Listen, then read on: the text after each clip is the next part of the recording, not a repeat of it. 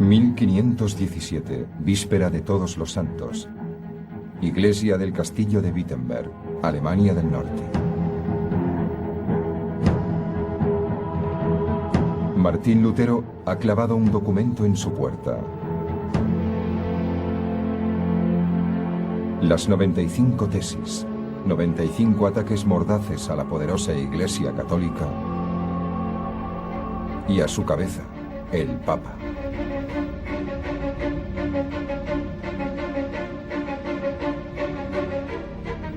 Lutero no sabe que con este gesto acaba de desencadenar un huracán.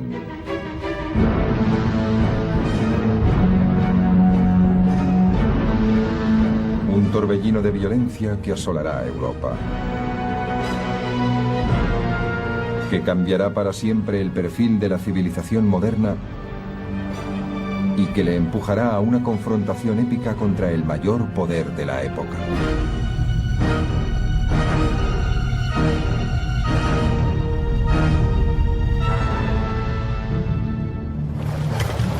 Alemania, febrero de 1546.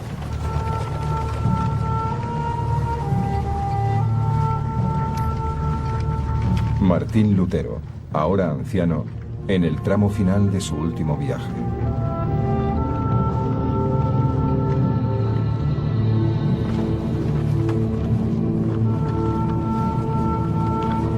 Sabe Dios que jamás pretendí llegar tan lejos como lo hice. Jamás creí que Roma fuese a desencadenar semejante tormenta por un simple trozo de papel.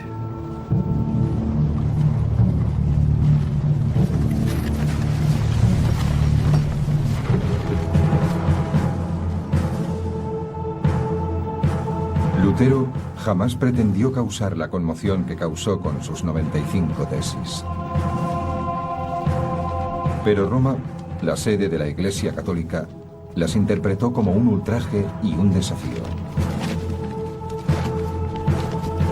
No solo porque criticaban al Papa, sino también por su amplia difusión.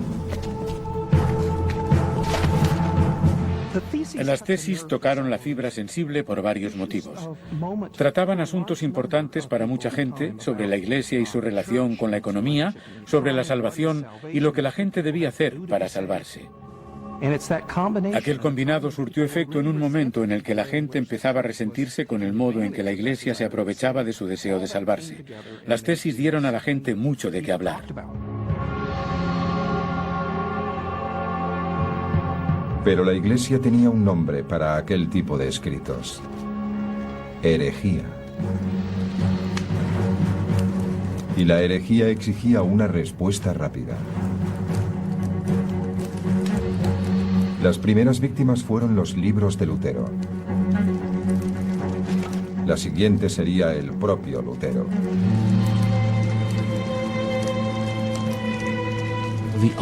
Lo peor que le podía pasar a un hereje era que le expulsasen de la Iglesia y que le entregasen a la justicia laica para que ésta le condenase a muerte con una frase bastante hipócrita, pronunciada con sangre fría, y que le condenaría a la hoguera o a morir ahogado.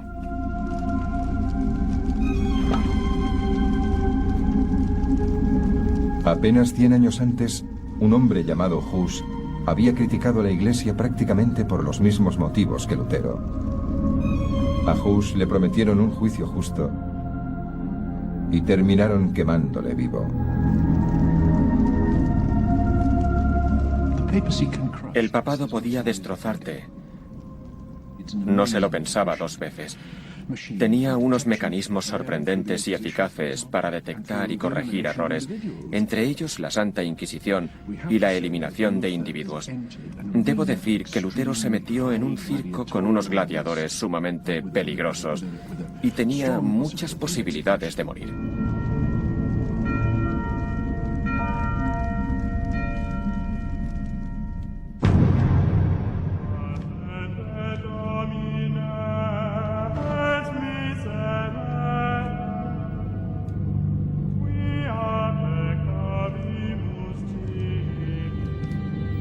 Pero a Martín Lutero, la furia de la Iglesia Católica no le causaba duda ni temor. más bien le armaba de un extraordinario valor, que se fortalecía con cada ataque.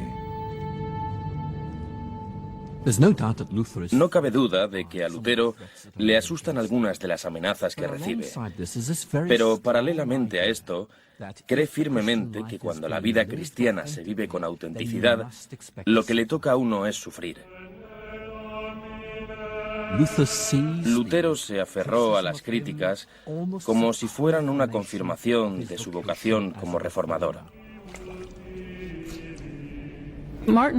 Martín Lutero continúa en sus 13 porque era un hombre muy idealista, a la par decidido e ingenuo.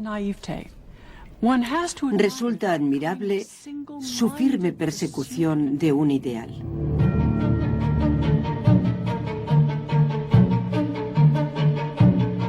Lutero se enfrentó a la Iglesia como nunca antes lo había hecho nadie.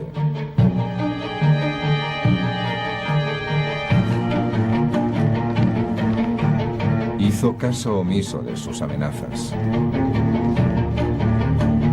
El Papa exigía que Lutero se retractase de las 95 tesis, pero Lutero se negó.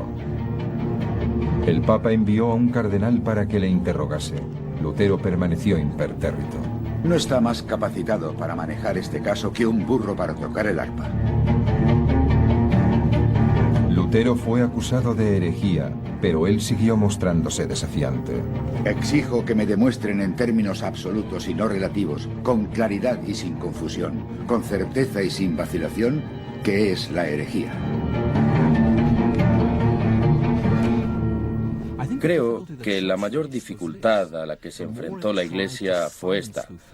Cuanto más intentaba silenciar a Lutero, más se convencía este de su vocación reformista.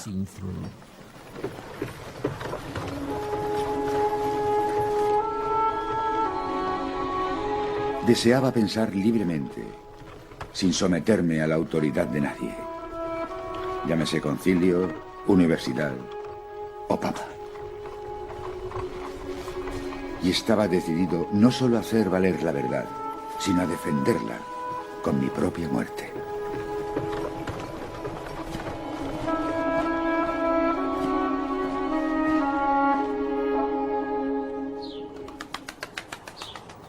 La furia que los escritos de Lutero habían causado en Roma iba en aumento. El Papa León X recurrió al arma más potente de su arsenal: la excomunión. De este modo, León podría condenar a Lutero a una eternidad en el infierno en la próxima vida y a la marginalidad en esta. Para el cristiano medio, la excomunión papal significaba que si morías sin reconciliarte con la Iglesia, ibas a pasar la eternidad en el infierno. El documento fue redactado en el magnífico refugio de caza de León, a las afueras de Roma, y el texto era un fiel reflejo de la actividad favorita del pontífice, la caza del jabalí. Alzaos, oh Señor, protegeos, ya que un jabalí del bosque pretende destrozar vuestra viña. Debemos proceder contra Martín Lutero. Debemos sentenciarle y condenarle, puesto que su fe es notablemente sospechosa, siendo de hecho no más que un hereje. En teoría, aquel documento sellado con el gran escudo papal de las llaves cruzadas de San Pedro también sellaba el destino de Lutero, ya que a partir de aquel momento podía ser arrestado por cualquier autoridad secular o eclesiástica.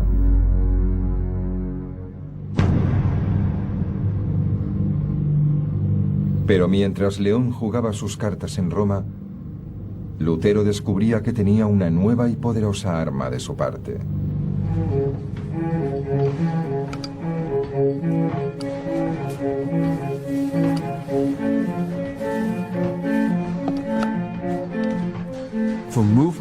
Para que un movimiento se propague, hay que propagar sus ideas. Y para Lutero resultó providencial poder acceder a un medio como la imprenta para diseminar sus ideas. Creo que hoy en día somos muy conscientes de lo mucho que las cosas han cambiado gracias a Internet. Internet es a nosotros lo que la imprenta a Lutero. Significaba que las ideas podían viajar, nada las podía detener. Lutero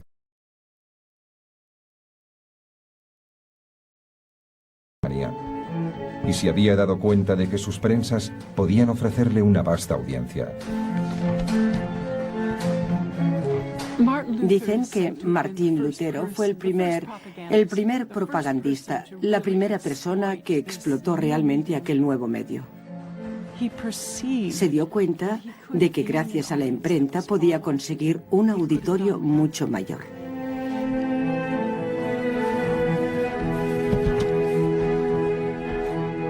Lutero clavó un nuevo texto, dirigido a la nobleza cristiana de la nación germana. Con aquel escueto panfleto, Lutero asestaba un golpe devastador tanto al Papa como a la Iglesia. El golpe de gracia fue dirigido no al clero y a los clérigos, sino a los gobernantes seculares de Alemania. Aquella arenga a la nobleza alemana sugería que Lutero empezaba a ser consciente de la realidad política. Por fin entendía que para purificar la Iglesia necesitaba la cooperación de los que estaban en el poder.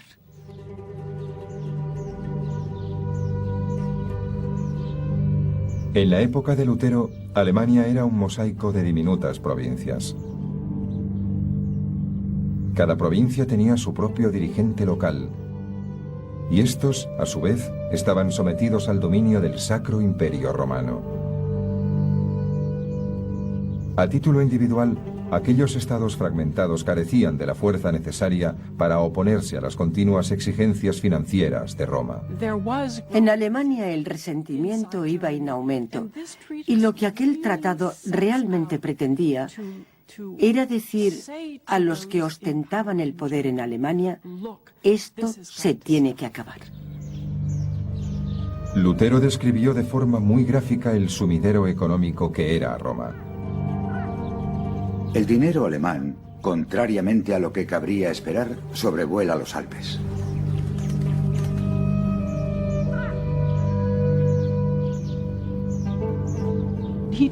Habla del egoísmo del papado, de su séquito de secretarios, de los miles de secretarios que tiene el Papa, del modo en que el Papa se desplaza por la ciudad, seguido por una auténtica comparsa de asistentes.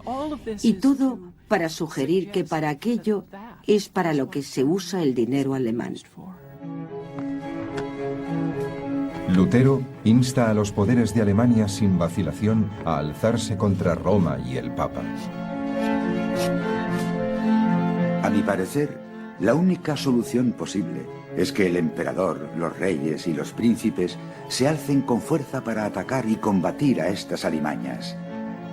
No con la palabra, sino con el acero. Un plan muy radical. Lutero decía que la Iglesia no solo era el clero, sino todos los alemanes. Uno de los grandes temas de aquel manifiesto dirigido a la nobleza alemana era que la gente corriente, los cristianos de a pie, y no solo los sacerdotes, tenían un papel que desempeñar dentro de la Iglesia. En términos modernos, estaríamos hablando de la democratización de la religión.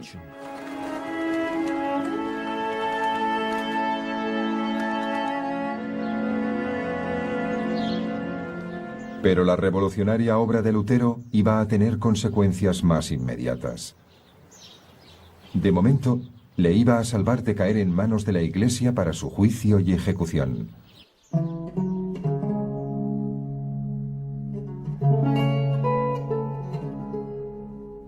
En la región de Sajonia, donde vivía Lutero, gobernaba un hombre llamado Federico el Sabio. El propio Federico había fundado la Universidad de Wittenberg, donde Lutero enseñaba. Federico empezó a proteger desde la sombra a aquel teólogo bocazas que vivía bajo su jurisdicción, negándose a entregarlo a los agentes del Papa. Los motivos de Federico el Sabio son un misterio. En parte creo que Federico el Sabio se sentía orgulloso de Lutero. Estaba orgulloso de su erudito y famoso teólogo, de aquel hombre que atraía a la gente a su nueva y modesta Universidad de Wittenberg. Lutero era una fuente de popularidad y prestigio. Puede que no se tratase del tipo de atención que más cómodo le hacía sentirse, pero estaba haciendo que la gente tomase Wittenberg en serio.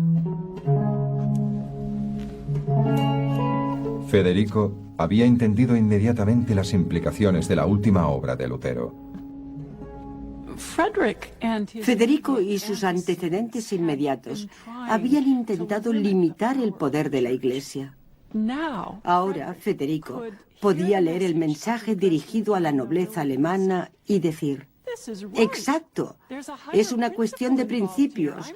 Yo no digo que haya que restringir los fondos que salen de Alemania por una cuestión de codicia. Ahora puedo argumentar ideales más elevados. Pero aquel manifiesto dirigido a la nobleza cristiana había llamado la atención de las más altas esferas. En 1520, Federico recibió la visita del hombre más poderoso de Europa, el Sacro Emperador Romano Carlos V. Carlos acababa de acceder al poder y Lutero le preocupaba. Carlos era un católico ferviente. Realmente quería preservar la fe católica. En cierto modo, era un paladín del papado, aunque apenas tenía 19 años cuando le nombraron Sacro Emperador Romano. Era una situación complicada y quería evitar a toda costa que el asunto Lutero se le escapase de las manos. Federico se apuntó un tanto diplomático. Convenció a Carlos V de que sencillamente no podían entregar a Lutero a los agentes de la Iglesia. Más bien debían permitirle presentar su caso ante el mismísimo Carlos en el próximo Parlamento o Dieta en la ciudad alemana de Worms. Fue un momento crucial. Federico acababa de conceder a Lutero la oportunidad de presentar su caso en una de las reuniones más destacadas de Europa. Y Lutero no pensaba desaprovecharla.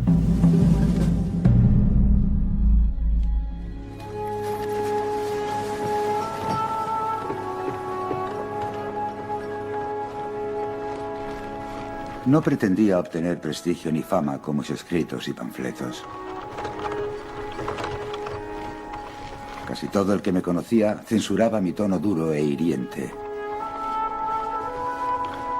Pero yo pensaba que, aunque mi generación me condenase, quizá las generaciones venideras me juzgarían mejor.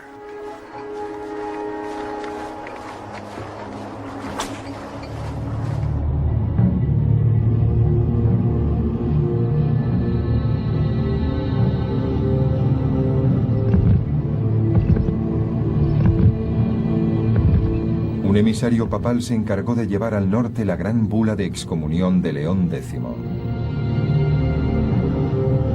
Había recibido instrucciones para mostrarla en todas las ciudades por las que pasara, a modo de advertencia para aquellos que sintiesen simpatía por Lutero y sus escritos. Pero cuanto más al norte viajaba, menor era el apoyo que encontraba. En Barford, donde Lutero había estudiado, el emisario mandó imprimir cientos de copias de la bula. Pero la respuesta de los estudiantes universitarios fue tirar hasta la última copia al río que cruzaba la ciudad. No sin sarcasmo, rebautizaron la bula como bola e insistieron en que la querían ver flotar. Mientras tanto, los escritos de Lutero iban ganando audiencia. Escribía muy bien. Realmente escribía con mucho ingenio, con desprecio. Y mucha gente se sintió, no sé, fascinada por aquel hombre que empleaba un lenguaje tan crudo para dirigirse al Papa y a la Iglesia.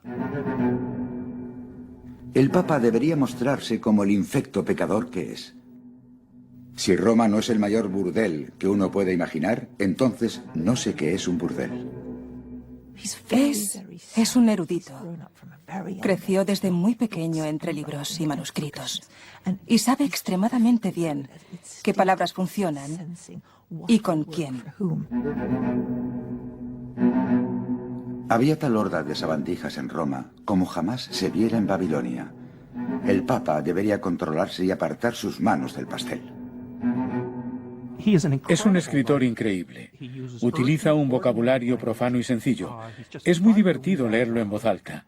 Es sarcástico, ingenioso, profundo. Es un gran consolador. Si te atacaba Lutero, te dejaba, vamos, que te hacía pedazos.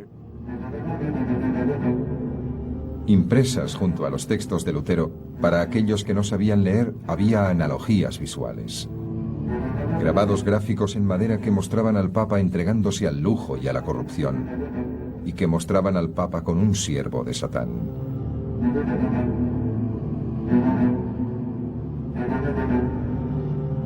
Lutero y sus seguidores empezaban a ver su lucha con Roma como un enfrentamiento épico con el mismísimo diablo.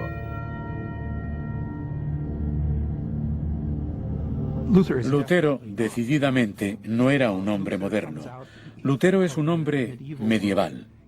Entiende el mundo a través del prisma de la Biblia. Estaba absolutamente convencido de que se enfrentaba al anticristo. No era un enfrentamiento entre Martín Lutero y unos políticos. Era una batalla apocalíptica.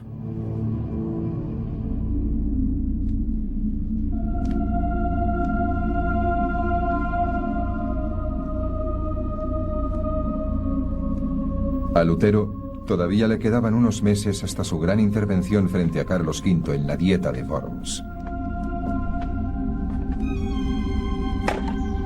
Y la bula de excomunión de León X ya le habría llegado para entonces.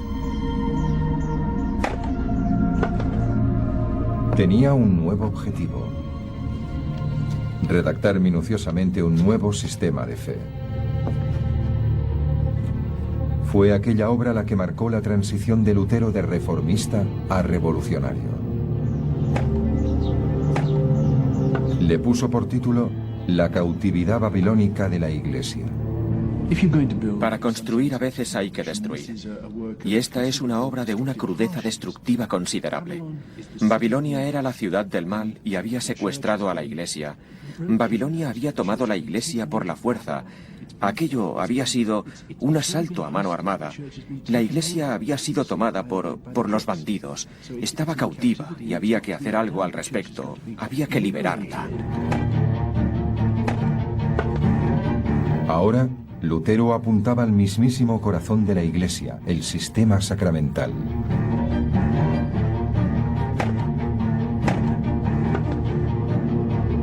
Según la Iglesia Católica, un hombre solo podía alcanzar la salvación y el cielo eterno a través de aquellos rituales especiales.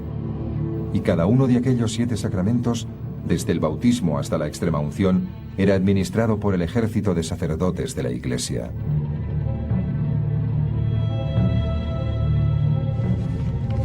Sin embargo, cuando Lutero revisó las Sagradas Escrituras, solo pudo encontrar 2 sacramentos. Lutero dice en la cautividad babilónica de la Iglesia que en realidad solo hay 2 sacramentos, la Sagrada Comunión y el bautismo. El bautismo nos hace miembros del rebaño de Dios y la comunión es un método tangible por el cual Dios se cerciora de nuestra fe. Tomad, este es mi cuerpo y esta es mi sangre.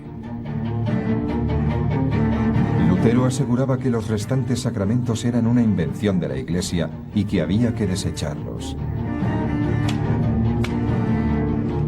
De un plumazo, Lutero acabó con siglos de rituales y ceremonias.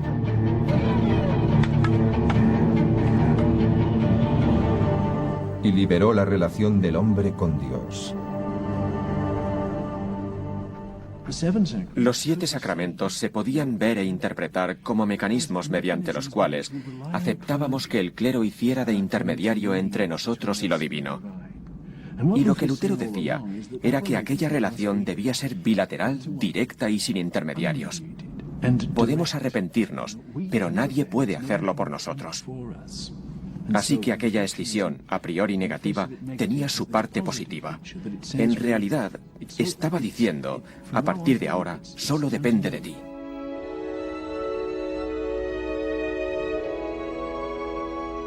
Lo que yo digo es que ningún papa, obispo o sacerdote tiene derecho a imponer su voluntad sobre el hombre cristiano,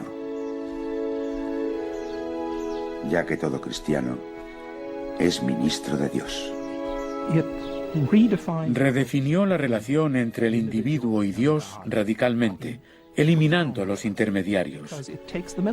Es como si alguien controlase las tuberías que llevan el agua hasta tu casa y de repente pudieras cavar tu propio pozo. Dejarías de depender de la depuradora central de la Iglesia.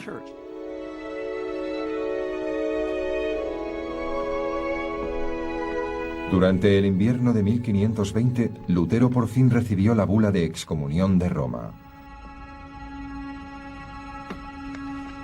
Pero ya era demasiado tarde.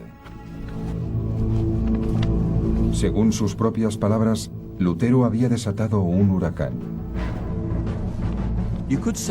Se podría decir que estas obras fueron un manifiesto revolucionario, no solo para la Iglesia, sino también para la sociedad. Lutero estaba diciendo que los cristianos de a pie tenían algo que decir en todo aquello, y una vez la gente se lo empezó a creer, el mundo cambió para siempre.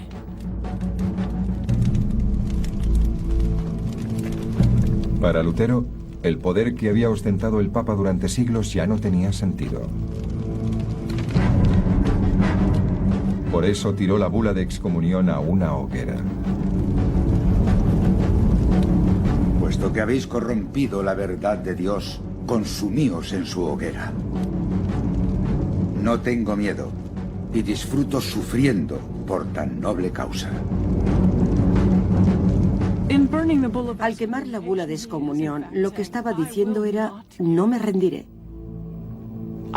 Yo tengo razón, tú no. Ven a por mí.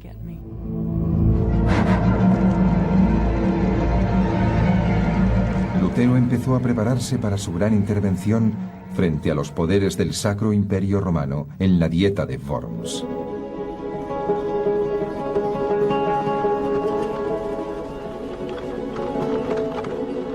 Hace 25 años me puse en camino hacia Worms, convencido de que iba a ser mi último día. Ya que tal y como dije en su momento, si el emperador me hubiese invitado para abjurar, jamás habría ido. Pero si a lo que me invitaba era a mi muerte, entonces asistiría de buen grado.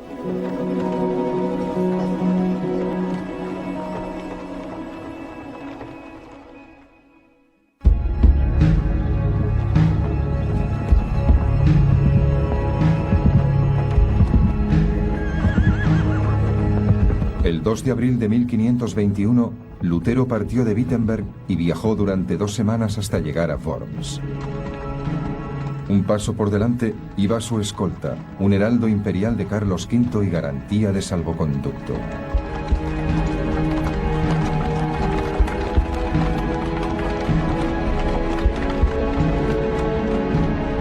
Los amigos de Lutero habían hecho lo posible por hacerle desistir de su viaje, convencidos como estaban de que jamás regresaría con vida.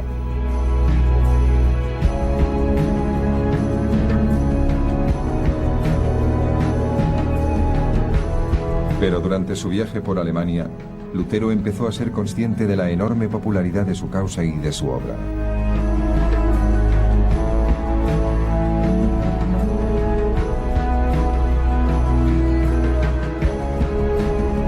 En Erfurt, los ancianos de la ciudad organizaron una enorme fiesta en honor del viajero itinerante.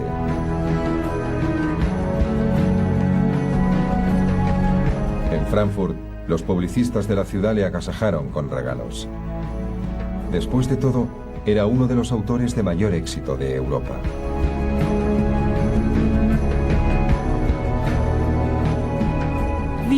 La toma de conciencia de su popularidad debió de insuflarle coraje durante el trayecto a Worms.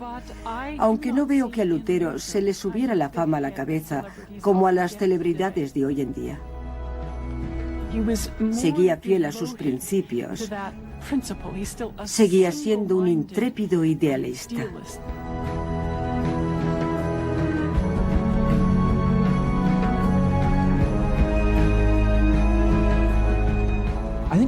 Creo que durante su viaje a Worms, Lutero tiene sentimientos encontrados. Está realmente asustado. ¿Qué irá a pasar? ¿Correré peligro? Y por otra parte, descubre que la gente le apoya, que ha iniciado algo que se está haciendo grande.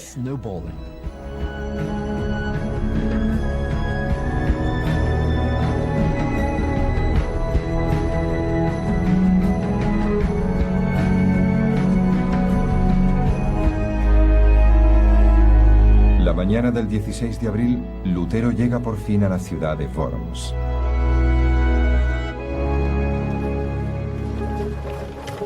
Aquel recuerdo le acompañaría hasta el fin de sus días.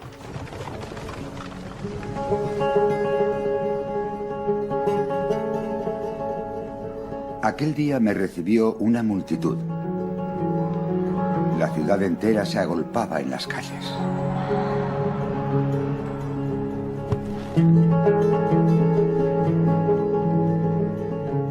Una escolta de caballeros me custodió a través de las puertas de la ciudad. Un sacerdote corrió hacia mí y me tocó como a un santo.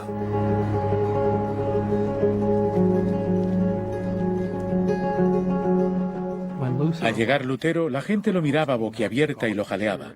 Uno de los representantes papales diría en Roma que 9 de cada 10 personas gritaban «¡Larga vida Lutero!».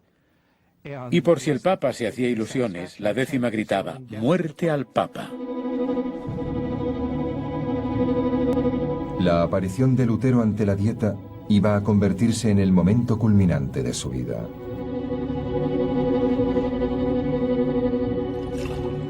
Hacía calor, pero el sol ya se había puesto en un rojo resplandor.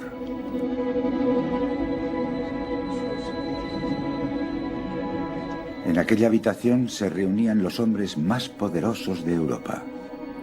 Los príncipes de Alemania, el Sacro Emperador Romano, Carlos V y el nuncio papal Johannes Mayer von Eck.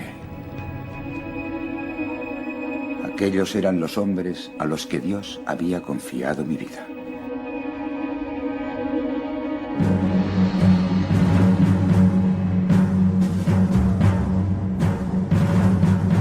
La única persona en la habitación que conocía a Lutero era su propio príncipe, Federico el Sabio.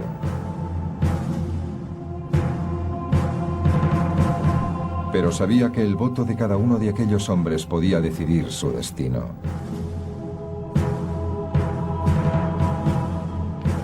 El enviado del Papa solo tenía una petición: que Lutero se retractase de todos sus escritos.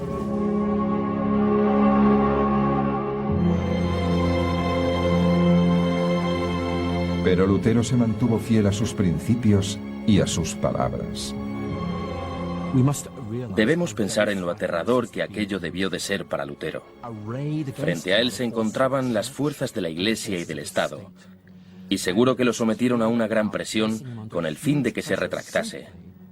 Querían que dijera: no debí hacerlo, no debí decirlo.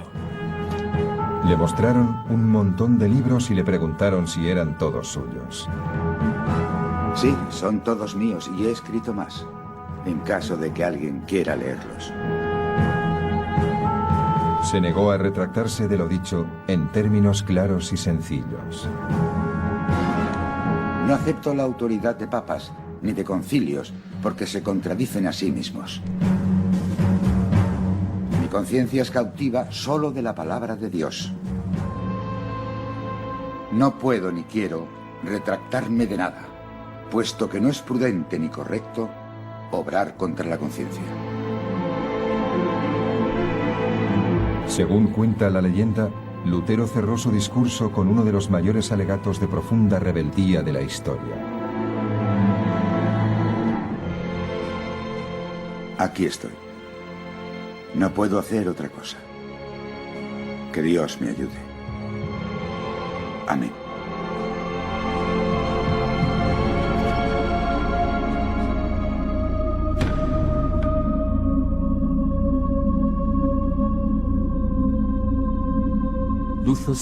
Aquella frase de Lutero marcó el principio de una nueva era. Una era en que la gente normal iba a rebelarse ante la autoridad y a decirle: lo siento, esto es lo que creo, es lo que me dicta mi conciencia, y no puedo hacer nada. Creo que aquel fue uno de los momentos claves del origen de nuestra visión moderna de la libertad personal e institucional. Lo ocurrido en Worms fue muy intenso. Fue una situación en la que un hombre se levantó y dijo la verdad, en pro de la verdad y de la libertad de conciencia. De ahí que le veamos como un monumento a la libertad de conciencia. Es uno de esos casos en los que un individuo lucha por algo mucho más grande que él mismo.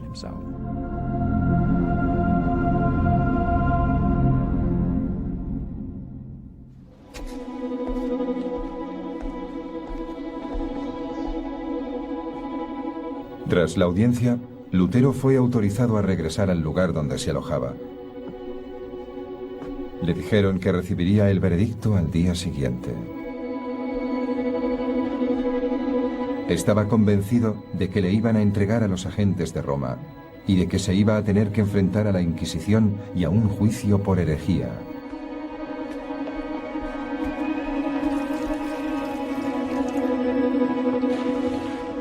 Pero entonces recibió un mensaje extraordinario.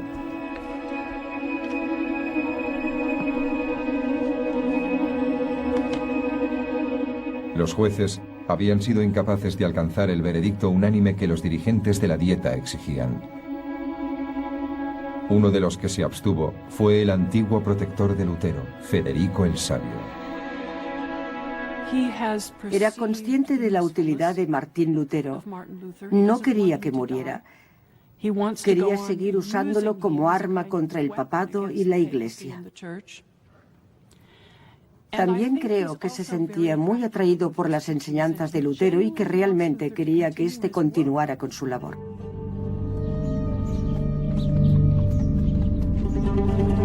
Garantizaron a Lutero un salvoconducto desde Worms hasta Wittenberg. Pero la amenaza de arresto por parte de la Iglesia seguía pendiendo sobre su cabeza. Federico tomó una decisión drástica.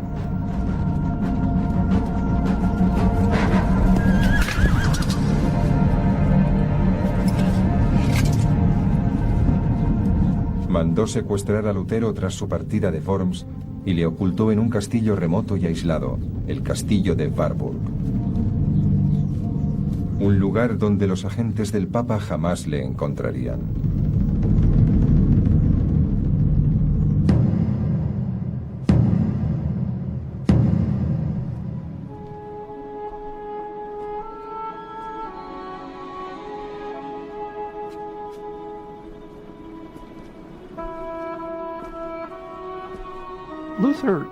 Lutero pasa de la increíble e intensa experiencia vivida durante la Dieta de Worms a una existencia solitaria recluido en Warburg. Pasa de un momento de gran euforia y júbilo a la depresión. Lutero volvió a sumirse en la desesperación y en la angustia del pasado.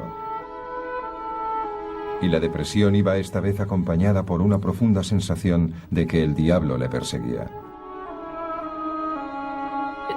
Quizá durante su asueto en Warburg tuvo más oportunidades de enfrentarse al diablo en persona. Precisamente cuando visitas Warburg, te muestran el pupitre desde el que Lutero le lanzó tinta al diablo. Creía que uno se encontraba al diablo todos los días.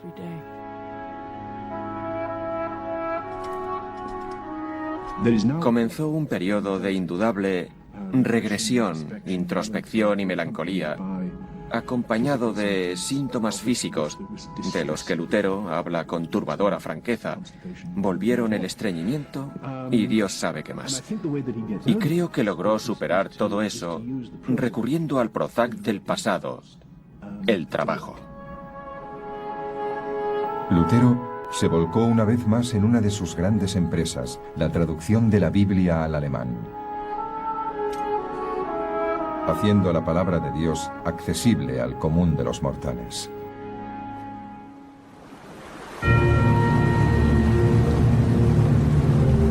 Pero mientras Lutero se consumía en soledad, la historia de su intervención en Worms se extendía como la pólvora. Se había convertido en un héroe, en el testaferro de una revolución. Lo que empezó con un solo hombre es recogido, repetido y multiplicado una y otra vez por otros muchos hombres. Y para ellos, la dieta de Worms tiene una importancia simbólica que en muchos sentidos les empuja a actuar. De repente su mundo ha cambiado. Es como si al volver a juntar las piezas del puzzle, todo hubiera cambiado y el mundo ya no fuera el mismo. Las primeras chispas de la revolución saltaron en Wittenberg. Monjes y monjas empezaron a abandonar monasterios y conventos. Los sacerdotes abandonaron la doctrina eclesiástica para contraer matrimonio y vivir como los miembros de su congregación. Aquel fue el origen no solo de un movimiento religioso, sino también social, económico, político y revolucionario. La misma gente que había pagado por las imágenes de los santos en las iglesias, ahora las arrancan de las paredes y las destrozan.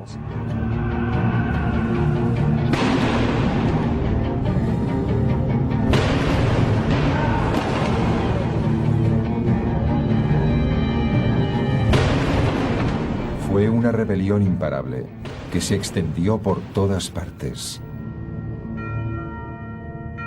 Fueron los primeros pasos de lo que habría de convertirse en la Reforma.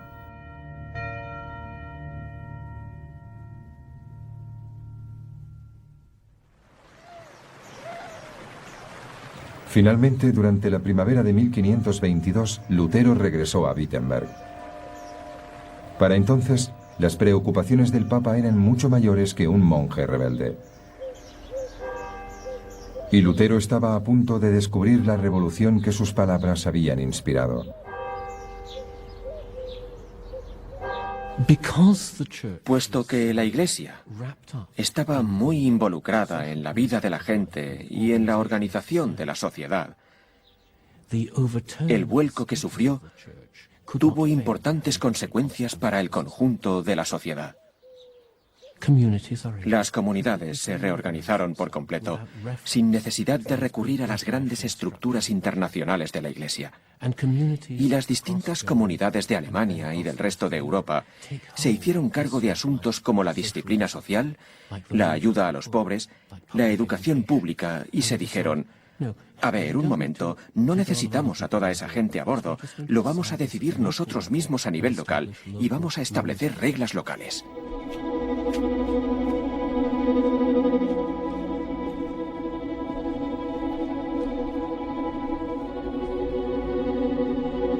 Los seguidores de Lutero pusieron Wittenberg patas arriba. Se hicieron con el control de la administración municipal, confiscaron los fondos de la Iglesia para crear un nuevo sistema de asistencia social y se pusieron al mando de las escuelas que antes dirigía la Iglesia.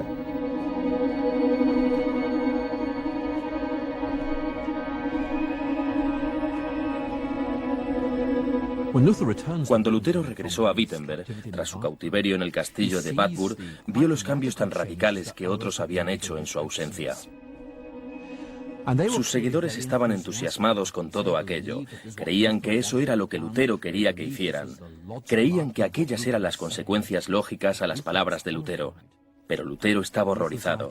Las ideas de Lutero resultaron ser mucho más radicales de lo que él creía. Lutero jamás imaginó que las cosas pudieran cambiar con tanta velocidad y tanta violencia. Me oponía a las indulgencias y a los papistas, pero no con fuerza. Yo solo enseñaba, predicaba y escribía la palabra de Dios. Lutero se subió al púlpito y dijo a los de su congregación que debían abandonar la revolución social. Lo único que les debía preocupar eran sus almas y Dios.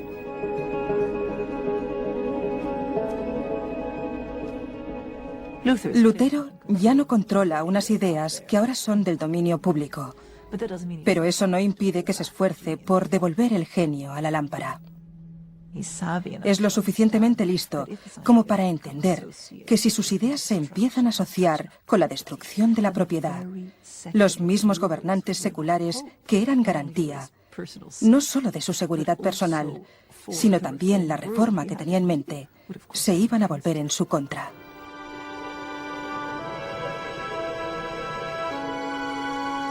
Pero a pesar de sus requerimientos al pueblo de Wittenberg, el espíritu de la revolución no hizo más que cobrar fuerza. Él inició algo que, como una bola de nieve que rueda colina abajo, cobró velocidad. Superó varios obstáculos y tomó una dirección que a él no le gustaba para terminar pulverizando la sociedad medieval de la que había salido. Una serie de alzamientos campesinos estallaron por todo el país. Inspirados en los llamamientos de Lutero a la libertad de fe, buscaban la libertad social de los campesinos alemanes. Donde Lutero dice, deberíais ser libres y no someteros a la autoridad de otros humanos en asuntos de fe, es muy fácil entender. Siervos, liberaos de vuestros señores. Lutero podía decir que él no había dicho aquello, pero la historia ha demostrado que sus palabras podían ser leídas e interpretadas de aquel modo, y así ocurrió. Lutero se enfrentó a los rebeldes con su prosa más despiadada. Con el vulgo, uno tiene que ser duro. Hay que hacer que cumpla la ley a punta de espada. Así como uno encadena a las bestias salvajes.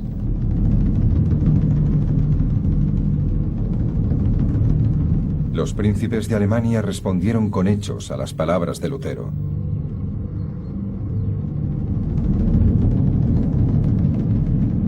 Asesinaron a más de 100.000 rebeldes.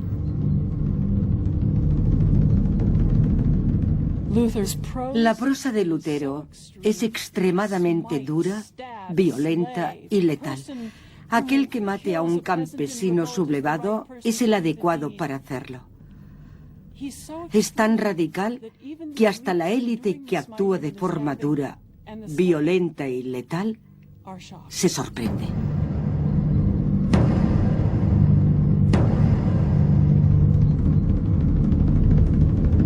En la mente medieval de Lutero, los campesinos son tan agentes del diablo como el Papa.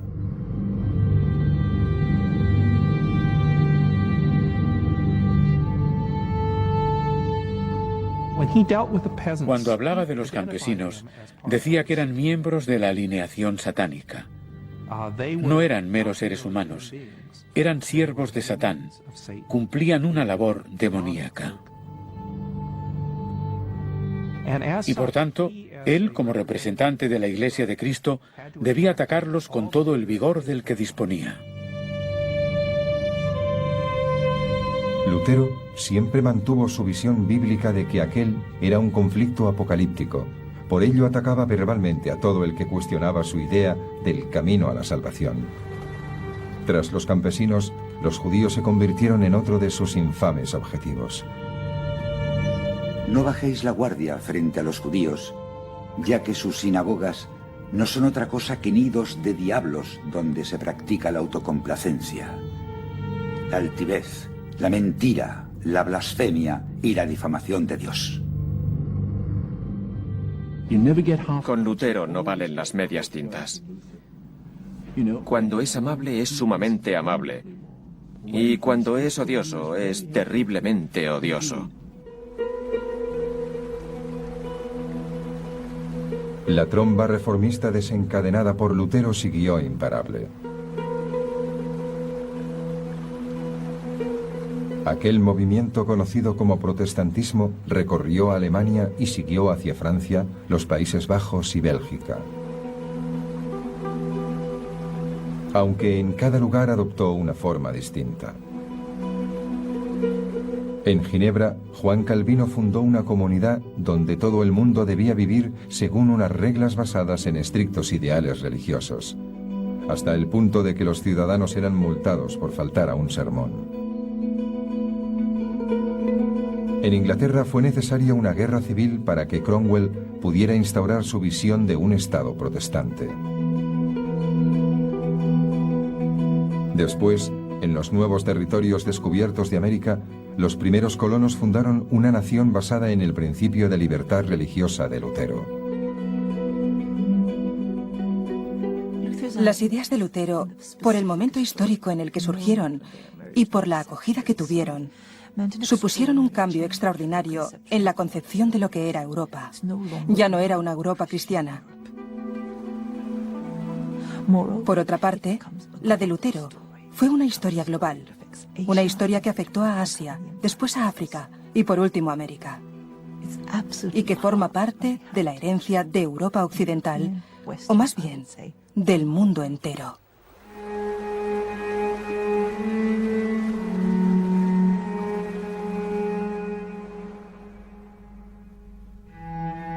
Sin embargo, Lutero jamás volvería a abandonar su provincia de Alemania. Y finalmente encontró algo de paz. Se casó con una exmonja llamada Catherine y juntos tuvieron una gran familia. Eso sí, Lutero nunca dejó de escribir.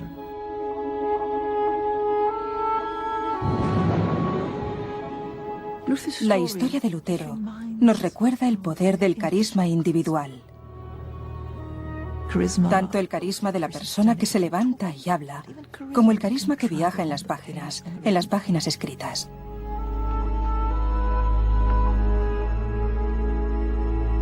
En realidad, nunca llega a desagradarte. Lutero es una fuerza rudimentaria que se expresa a través del lenguaje, que ofrece una visión de la salvación liberadora con sentido para mucha gente. Y que cuando así la entiendes, ya no la puedes entender de otra manera. Lutero es irrefrenable, escandaloso, ingenioso, muy divertido. Pero en nuestra imaginación sigue siendo alguien muy importante por haber insistido en ser fiel a sus principios y por haber dicho lo que pensaba. Su empaque como individuo, su coraje como individuo y su voluntad como individuo de morir por su profesión, por sus creencias. En este sentido, a Lutero habría que situarlo junto a los grandes emancipadores de la historia de la humanidad.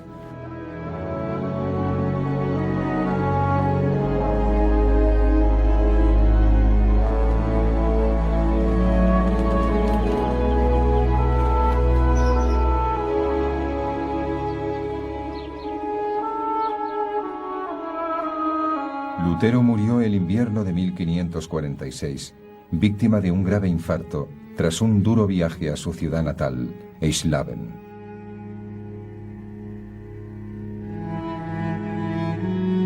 Hasta el último momento se mantuvo fiel a su sentido de la ira y a su debilidad por una buena frase. Cuando muera, quiero convertirme en fantasma. Así podré seguir acosando a obispos, sacerdotes y monjes impíos para que les cause más problemas el Lutero muerto que 1000 Luteros vivos.